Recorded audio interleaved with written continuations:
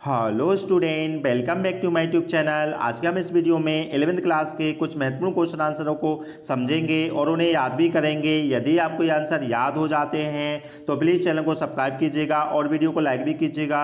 चलिए बगैर time waste की वीडियो को स्टार्ट करते हैं। सबसे पहले हम क्वेश्चन समझ लेते हैं। क्वेश्चन में लिखा हुआ है व्हाट मीन्स होता है क्या, और बाज मतलब था, क्या था। द एड्रेस, एड्रेस क्या था।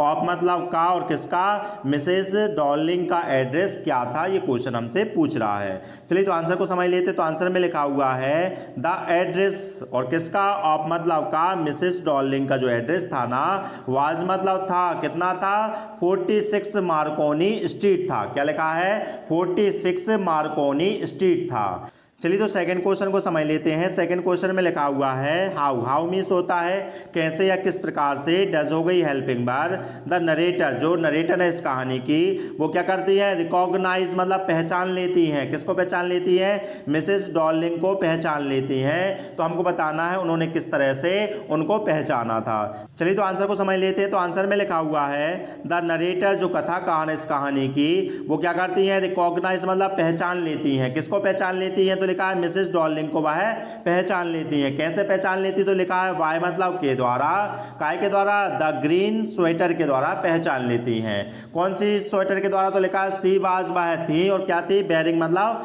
पहने हुए थी, उस स्वेटर के द्वारा वह पहचान लेती हैं।